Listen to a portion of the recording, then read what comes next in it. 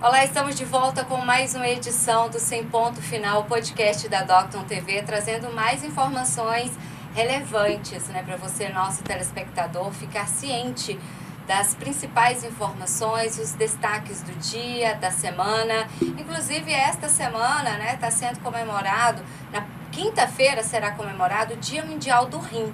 Mas durante toda esta semana, várias atividades relacionadas ao tema estão sendo desenvolvidas na cidade. E para falarmos sobre este assunto extremamente importante, tá? Se você acha, lá vem uma pessoa falando sobre rim.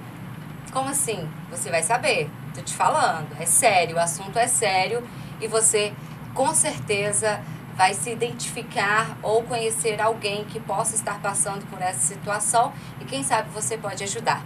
Para isso, estamos com duas profissionais da área de saúde, a Lorena, que é nutricionista, obrigada, Lorena, e a Ivone, que é enfermeira, obrigada também, Ivone, e vocês, né, que irão repassar essas informações, uma conscientização que eu particularmente valorizo e reconheço muito, porque eu tinha uma pessoa muito importante, né, que era o meu pai. Ele teve essa doença renal crônica, infelizmente faleceu pela demora do tratamento, e por isso também que eu digo ao nosso telespectador que é importante essa participação e ouvir o que as profissionais têm a dizer, para que vocês não sejam, né, assim, pegos de surpresa, porque existe tratamento, existe uma forma desses pacientes viverem mais e melhor. Obrigada às duas pela participação, sejam muito bem-vindas. Obrigada pelo convite.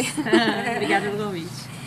Então, o foco, né, é o Dia Mundial do Rim, quinta-feira. O programa está sendo gravado na quarta-feira, ele vai ao ar na quinta, o dia em que se celebra, né, o Dia Mundial do Rim, e vocês estão com foco na prevenção da doença renal crônica, correto? E eu queria saber de vocês, como é possível, e se é possível, prevenir a doença renal crônica? Sim, com certeza, a maior parte dos casos é possível fazer um diagnóstico precoce e conseguir regredir o avanço dessa doença, né?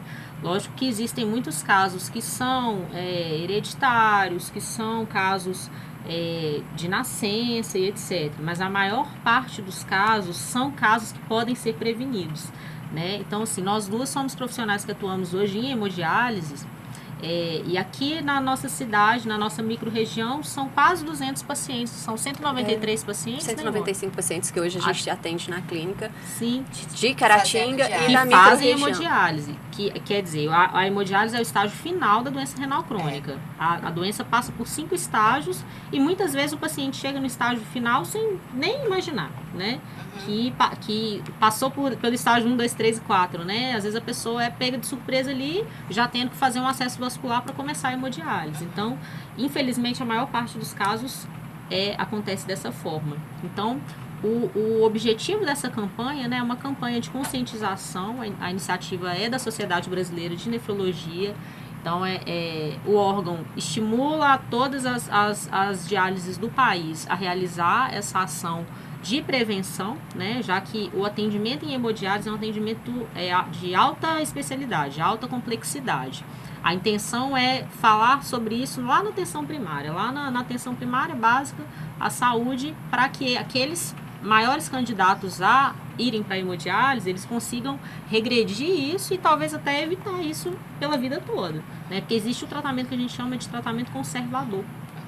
Então, a pessoa teve um diagnóstico ali de lesão renal, de alteração da função renal, ela pode passar por muitos anos, até pela vida toda, de tratamento conservador, com um profissional, com um nefrologista, com um nutricionista, vai fazer uma dieta um pouquinho restritiva, né? Mas consegue, né? A maior parte dos casos consegue. A prevenção, ela vem mesmo como atividade física, como várias outras doenças, né? Atividade física, uma boa alimentação, isso tudo faz parte de uma prevenção tanto para a doença renal quanto para outras doenças. Porque aí, só que quando a gente fala de prevenir ou de estadiar esse início de diálise, igual a Lorena está falando aqui, igual, por exemplo, o grupo de risco, que é o hiperdia. Então, os pacientes que eles são hipertensos e diabéticos, eles já têm uma chance maior de ter a doença renal crônica. E que muitas vezes ela é uma doença silenciosa. Então, quando a pessoa vai saber que já está com problema, ele já está num grau avançado da doença. Pode ser fatal, se não tratada? Sim. Sim. Sim. A pessoa, se ela tiver indicação de hemodiálise, ela não realizar, ela vem a óbito. Porque ela pode ter uma alteração de potássio, que vai causar uma arritmia, uma parada cardíaca.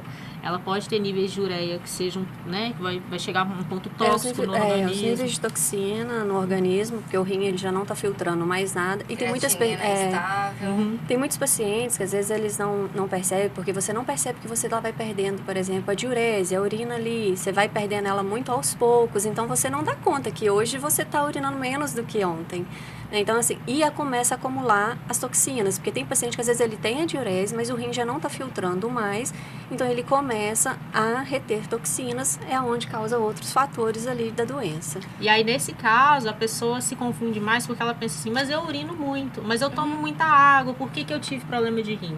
Porque a maior parte das pessoas não sabe, a maior parte que eu falo assim, população geral, mesmo as pessoas saudáveis, não sabe que os hipertensos e diabéticos são os maiores candidatos a desenvolver lesões renais, né? São assim, mais de 70% dos casos aí são os hipertensos e diabéticos. E tem a questão genética. Também. A predisposição. Sim, a predisposição genética, obesidade, tabagismo, tudo é fator de risco, mas os 70% dos casos ali são 35% os hipertensos e de 25% a 35% entre diabetes 1 e 2, né? E aí o risco duplica quando são hipertensos e diabéticos ao mesmo tempo. Né, esse paciente tem uma predisposição imensa a desenvolver uma lesão renal. E às vezes ele pensa, mas eu tomo muita água, eu urino bem. E às vezes aquele rim ele tá não cuida da pressão, às vezes a diabetes ela é totalmente descompensada e isso vai causando lesão renal. E tem também aquela situação, a pessoa está tão acostumada, que foi o que eu vivenciei isso dentro da minha casa. A quantidade da urina que saía era tão pouca, sempre foi tão pouca, que para ele era normal. Sim. Né? E aí não é. Nós temos também uma amiga nossa que trabalhava aqui na Docton TV, que inclusive fez cirurgia domingo de cálculo renal, nunca imaginou. Eu falei assim, não, mas eu urino bem. Depois que eu tirei os cálculos, assim, a minha urina, o fluxo aumenta. E a gente não tem essa noção, né? Então, para não ficar dúvidas, o que uma pessoa que se considera saudável, não tem problemas, mas gostaria de saber se eu tenho essa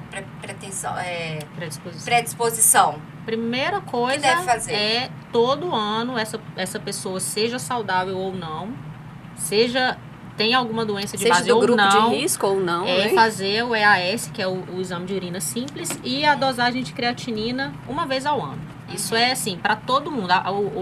A maior frase da campanha do Dia do Rim é dose sua creatinina. Né? Todo ano essa frase é repetida várias vezes. Então, assim, a população em geral fazer o EAS e o exame de creatinina, porque são exames básicos, simples e fáceis de, assim, se deu uma alteração, já faz exames mais especializados, procurar Pelo SUS consegue fazer esses exames, só para ter uma noção, né? Para que mais pessoas possam ir, né? Sim. Pelo SUS consegue fazer no seu posto de saúde, chega e pede. Consegue.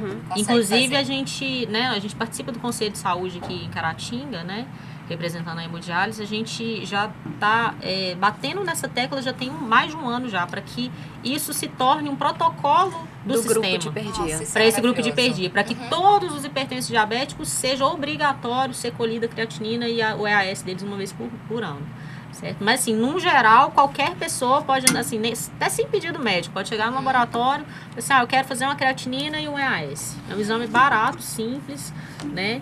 E a pessoa tendo uma alteração ali, ela já vai procurar, né, um acompanhamento, o tratamento que se for necessário, para poder conduzir melhor. Isso. Porque quando você tem alguma alteração, você procura um especialista, ele vai saber conduzir melhor, porque na verdade essa alteração não quer dizer que você já vai começar a fazer hemodiálise, né? Essa alteração, ela pode ser conduzida pelo especialista e retardar essa ida, ou nem chegar a nem ir para a diálise e conseguir manter, né, com algumas restrições, com algum tratamento, você conseguir manter para evitar o estágio final, que é a hemodiálise. igual tem o outubro rosa, o novembro azul, eu acho que ele tem que bater muito, porque, né, nessa assim, tecla. geralmente bate-se muito na tecla quando você vai falar, igual você está falando aí, né?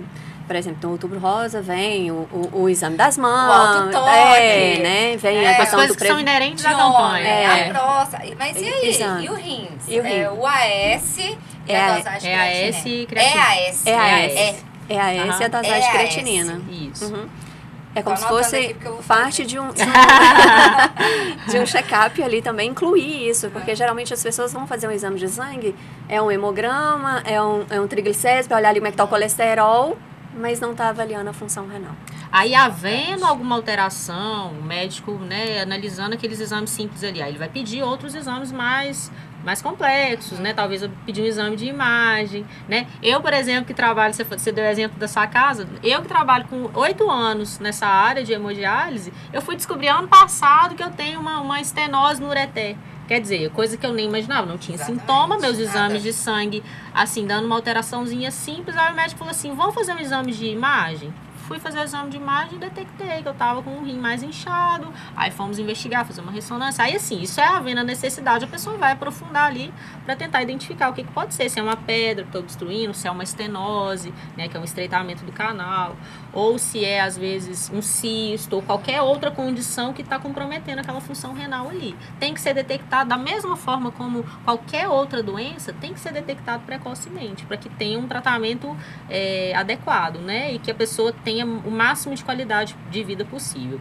Na verdade, Regiane, até com os pacientes que são estágio 5, que são de hemodiálise, a gente foca nisso, qualidade de vida. Porque não é porque a pessoa chegou no estágio 5, que é hemodiálise, que a vida dela acabou. Ela, né, a gente tem pacientes de 17 anos e de 93 anos. Tem paciente que trabalha, que dirige, que joga bola, que faz de tudo, né? Então, assim, a pessoa... entre aspas, eles têm uma vida normal. Porque geralmente as pessoas têm o costume também de achar que a hemodiálise é o fim.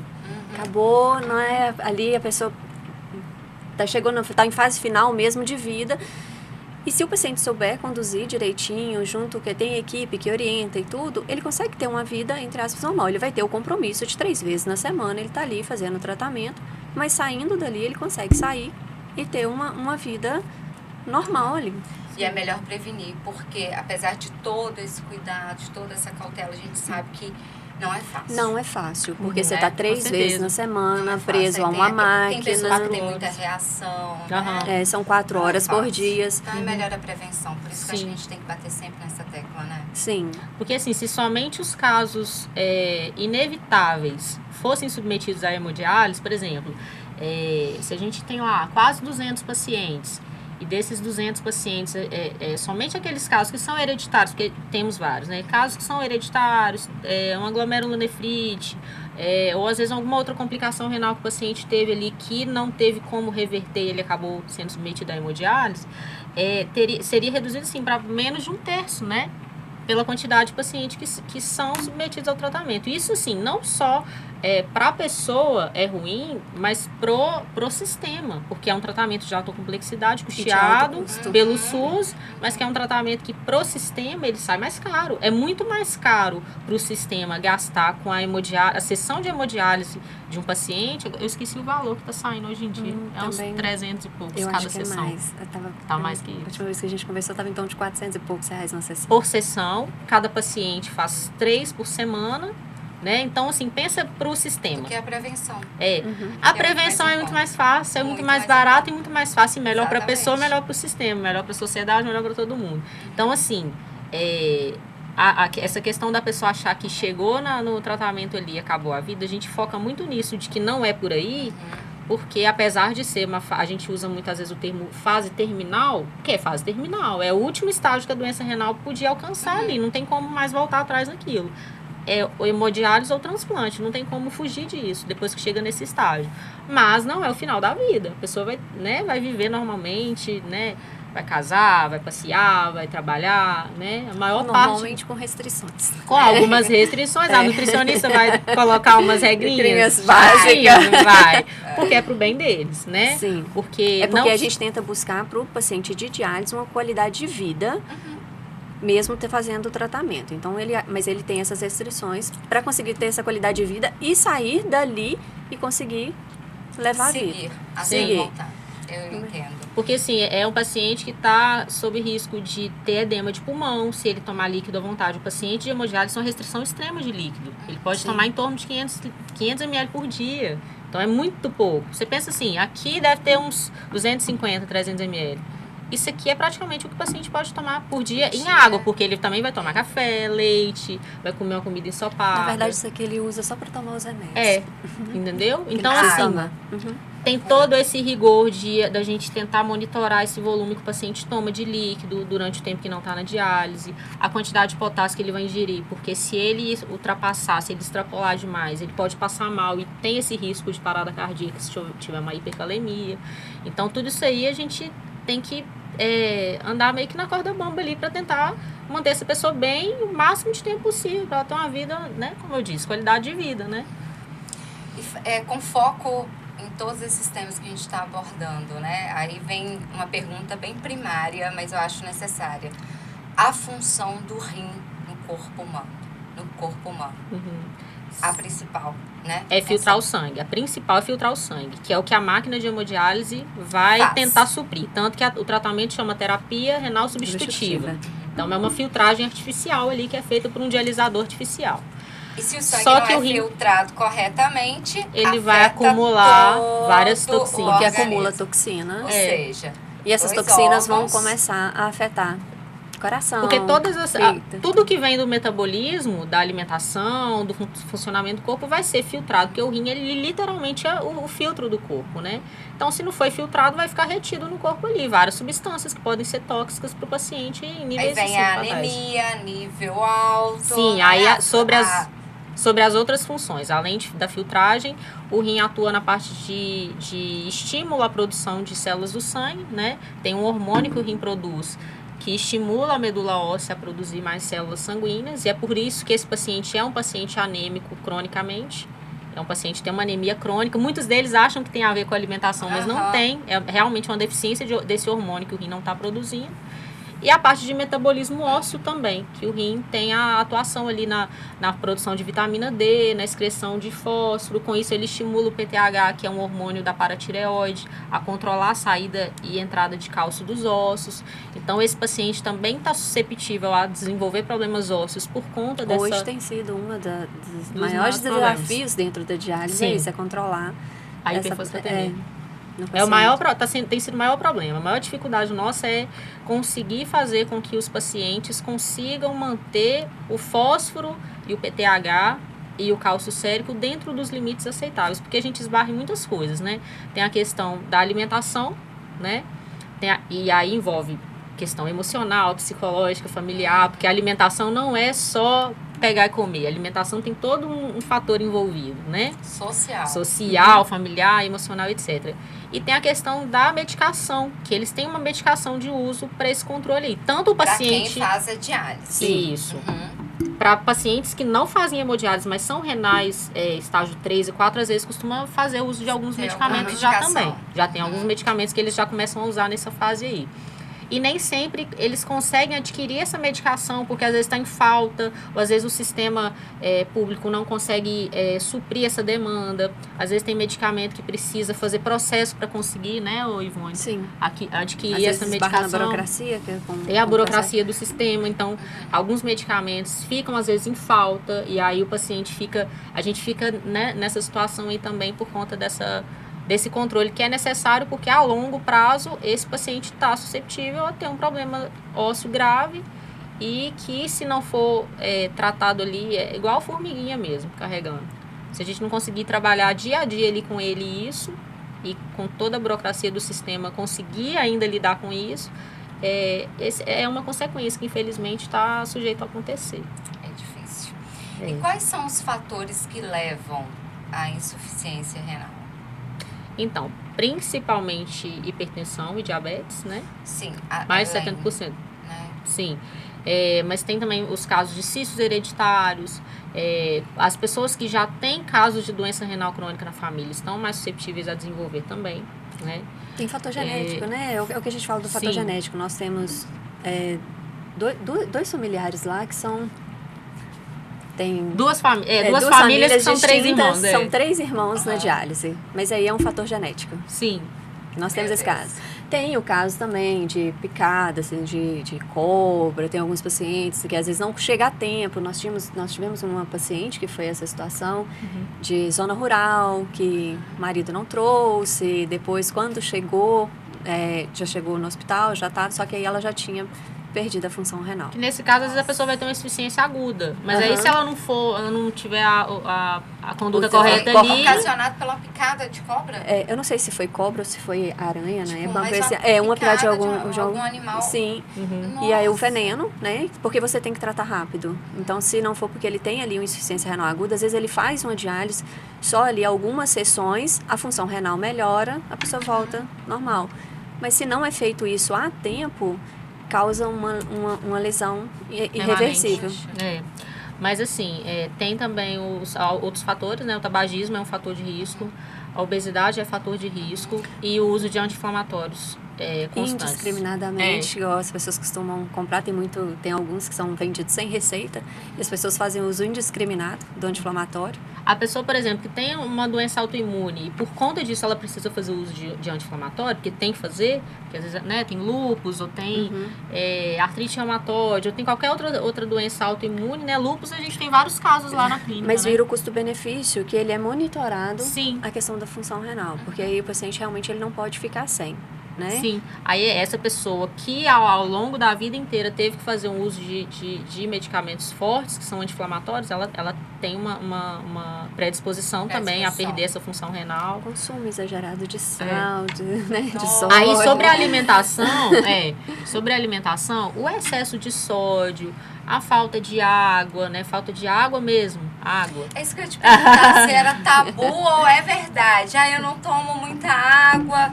É verdade, então. Então, indiretamente vai influenciar. Indiretamente, mas não é o principal. É o que nós estamos falando aqui agora, né? Porque existe, porque né? é o que a gente falou. Nossa, eu tô com um problema aqui no rim, não tomo água. Porque assim, a pessoa que ingere menos água ou que ingere mais soja, lógico, é o que a gente falou, tem a predisposição genética. Mas, fugindo da predisposição genética, a pessoa que ingere menos água e mais sódio, ela tem mais predisposição a formar cálculo. E o cálculo vai causar um processo ali inflamatório, vai causar uma lesão ali que ela pode agravar, né, a longo prazo se não for devidamente tratada. E quais são os principais sintomas? É fácil para identificar? Não é fácil. É porque ela é uma doença, ela é uma doença silenciosa. Porque você não percebe, é o que a gente falou, você não percebe que hoje você está urinando menos do que ontem. Quando a pessoa chega a ter sintoma, ela já está em um grau grave. Ela já está grave. Quando esse sintoma, que às vezes é edema nos membros, ou às vezes está com vômito, porque a ureia está muito alta. Então, assim, quando ela chega nesses níveis de escórias muito altos, assim, ela já está com sintomas mais graves. Aí o paciente que é admitido em hemodiálise, que normalmente veio do hospital, ou veio da UPA, ou veio, né, do sistema de emergência ali, ele chega com sintomas graves, Sim. né? Ele chega com dificuldade demais para alimentar, chega com os exames muito descompensados. A gente tem um caso lá na clínica de uma paciente que estava com uma anemia que ninguém sabia por que era e mandava a menina para hematologista, para outro estado, para não sei quem. Ninguém pensou, nenhum profissional que tinha atendido ela ao longo da vida dela pensou em colher uma creatinina dela para saber que era rim. Então, assim, essa paciente, até ela descobrir que era rim, que aquela anemia dela era por causa do rim, ela ainda demorou um tempinho ainda. Então, assim, até chegar a ter sintomas, realmente é porque tá grave a situação. E o cálculo renal? Tem algo relacionado com a doença renal? Sim. Né? Eu sei que tem algo, indiretamente ele vai ter. Mas assim, não é porque talvez eu tenha cálculo renal que se eu deixar pode ocasionar de necessitar lesão. Sim. Ele vai causar uma lesão renal. Porque você vai fazendo muito acúmulo, você vai acabar causando uma lesão renal. Né? Ele precisa ser cuidado para evitar essa lesão renal também. Então essa lesão renal, ela pode levar o paciente a ter a necessidade de fazer uma diálise ou não? Você fala assim, através do cálculo, né? Sim. Depende do acúmulo que ele tiver ali. É porque depende do que o cálculo vai ocasionar também. Se o cálculo obstrui, Se ele causa uma obstrução, ele canal vai urinário, ou... ele vai comprometer ali o fluxo da urina que precisa ser realizado, Nós né, temos normalmente. pacientes que realmente entrou em diálise porque por causa de cálculo ali, que obstruiu a passagem e foi E causando acabou lesão. inflamando o tecido, né, do órgão, vai causando um processo inflamatório ali que o organismo tenta responder E não consegue. Né? Só que aí, qual que é a questão do cálculo? O cálculo, ele já dá sintomas já Sim, fortes. visíveis. Então, Você como sente a dor o sintoma em do volta. cálculo é mais forte, é mais fácil a pessoa recorrer e ali resolver, né? Pelo menos espera-se isso, né? A pessoa que tem uma cólica renal por conta de cálculo, ela vai procurar o serviço de saúde, ela vai procurar o atendimento, fazer, né, o procedimento que precisa fazer. Porque ela não vai aguentar de dor, né? A dor vai realmente levar ela a isso. Mas a lesão renal que não tem a ver com cálculo, ela não vai dar sintoma praticamente nenhum. Entendeu? E a questão do transplante? É difícil, né, gente? Existe A uma fila de espera, né? Existe essa fila de espera. E o paciente renal, para ele poder fazer o transplante... aí Seria tem que- ótimo, né? Porque fez o transplante e não ia precisar mais de diálise. Não precisa mais da diálise. Olha que benção. Mas ele precisa, é feito todo um processo, são vários exames, porque muitos pacientes, às vezes, eles já têm outras comorbidades junto com a doença renal crônica. Então, ele precisa fazer todo um processo de exames para saber se ele está apto a receber um rim, né, o transplante. Aí, quando recebe, só que ele entra para uma fila de espera, que também é uma fila longa, que são vários fatores para poder definir essa fila aí, até o paciente conseguir ser transplantado. Eu vou entrar aqui em um assunto polêmico, que foi notícia, todo mundo comentou sobre isso, né? O transplante do Faustão. E aí, gente, tem Não mesmo? foi só um, foram dois, né? Se você pensar assim, não, mas a pessoa pode ganhar na loteria, mas ganhar duas vezes. É complicado, né? Vocês querem comentar sobre isso? Só vamos mudar de assunto. Mas existe mesmo essa questão de caso a pessoa tenha feito todos os exames, né? Como foi dito que foi feito todos os exames, que ele estaria sim pronto para receber e que isso foi o que justificou passar na frente, Tem uma galera pronta para receber. não é? Tem muita gente pronta. E não passa na frente. É claro que a gente sabe que tem. existe o fator prioridade. O paciente que ele tá muito grave, ele está apto a receber, mas ele já está chegando num fator crítico, ele é prioridade. Por exemplo, criança é Idade. prioridade. A gente teve No- uma paciente de 14 anos, pouco tempo. E assim que ela foi entrou na fila, transplantada, assim que ela entrou na fila, ela já era prioritária sobre a maioria. Por causa porque da ela idade. ela tinha começado a dialisar Então, acho, com 9 ou 10 anos em ela Belo Horizonte. passa na frente de todo mundo que está na fila por causa da idade, porque ela é prioridade. Então ela foi transplantada, ela não demorou poucos meses, não foi A causa Ela é dela da foi região? intoxicação por agrotóxico. Nossa. E aí ela dialisou por uns 4, 5 anos em Belo Horizonte, se eu não me porque aqui engano. não Aí tem quando nem- foi admitida aqui em Caratinga, ela ficou um tempo. Aí quando fez os exames todos, né? O check-up estava todo apta. tava Ela foi apta rapidinho. Graças a Deus. E a Tá vida ótimo de agora. uma pessoa transplantada, como é? A gente vibra muito quando os pacientes conseguem transplantar, né? Ivone? Nós A gente tivemos fica muito uma feliz. que nós foi o presente de fim de ano, no dia 29 de dezembro ela É. transplantou, sabe? Assim, ficou todo mundo muito feliz. E graças a Deus, esse fim de ano, agora nós tivemos 3 pacientes que foram transplantados. É. Um por doador vivo, né, que foi a esposa que doou, e 2 que foram por doador morto. Então, assim, a gente fica muito feliz com essa questão do transplante. Então, teve uma delas que transplantou e que o paciente ele precisa do acesso para dialisar. Então, ela já estava jovem, com falta de acesso, já com dificuldade ali de acesso, já tinha Acesso passado vascular. o acesso vascular para poder fazer diálise, já tinham feito várias fístulas, perdido, e ela perdeu a fístula numa semana, na outra semana ela foi contemplada com transplante. A gente implantou catéter para ela dar sequência ao tratamento. Na outra semana ela foi chamada para o transplante. É bênção. Demais. Aí, assim, é muito gostoso, né? Porque ela mandou uma foto pra gente com a garrafinha de água, que ela já estava podendo beber água. E tem essa questão também, assim, do paciente que vai entrar na fila para esperar um transplante, né, Órgão. de alguém que faça realmente, né, doação, sofreu acidente, né, etc. E o caso do paciente que tem um familiar ou alguém compatível que faz a doação do órgão para ele. Né? Mas o paciente que ele é transplantado, ele também tem todo um cuidado pós-transplante. Né? Tem as medicações que tem que ser tomado, tem todo um monitoramento que ele é feito no pós-transplante. De fazer a diálise.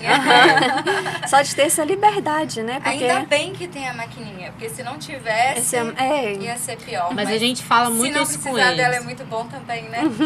A gente fala muito isso com eles, porque assim, determinado órgão que para de funcionar no seu organismo, acabou. Né? Acabou. Para o coração, parou, morreu. Né? E o rim, existe o recurso, existe a possibilidade de uma segunda chance ali, né? Uma segunda, terceira chance. Porque tem a segunda chance que é a terapia renal substitutiva, tem a terceira chance que é o transplante, né? E se esse transplante não der certo, porque tem o risco também de ele não dar certo, ainda tem a possibilidade de voltar para a hemodiálise, né? Viver por muitos anos bem. A gente tem vários pacientes que acabou acontecendo essa situação, né, de às vezes perder o enxerto e precisar retornar. Mas existe essa possibilidade, né? Existe esse meio aí, esse caminho. Na verdade, a diálise, ela é vida, né? Sim, todo mundo fica aquela coisa assim da diálise que é o fim de tudo, acabou, e na verdade a hemodiálise, ela é vida, porque ela dá essa possibilidade à pessoa de continuar seguindo a vida. Sim. Sem ela você não vive. Não vive. Caso tenha necessidade. Sim, exatamente. Lorena, Ivone, agradeço a participação de vocês, viu? Foi rapidinho o nosso bate-papo, mas eu acho que foi bem esclarecedor. Acho também que fomos direto a pontos bem específicos. A fala de vocês foi muito esclarecedora, eu acho que de compreensão de toda a população. E é isso, gente. Olha, vamos fazer os exames EAS e dosagem de creatinina. Isso. Vamos agendar para 2024. Ficar de olho. É um assunto bem sério, né, meninas? Obrigada, viu? Obrigada a vocês pela oportunidade. As considerações finais para vocês fazerem também. Caso algum tema, algum assunto que eu não tenha falado, vocês queiram esclarecer também ao telespectador, fiquem à vontade. Quer falar? A gente só agradecer a oportunidade da gente estar divulgando um pouquinho sobre o tratamento, divulgando um pouquinho sobre a prevenção, a avaliação, né? Porque é um assunto tão importante, é uma doença tão silenciosa, porque quando vai se descobrir já está tão avançado. Então, assim, e por um exame simples. São 2 exames que você possa fazer. Então, assim, essa oportunidade, a gente agradece a oportunidade de poder estar falando isso para as pessoas, de orientação para as pessoas poderem se cuidar, né? Isso é importante. Com certeza. Fica aí o recado para vocês, gente. E com certeza os exames podem ajudar você a ter uma vida melhor, né?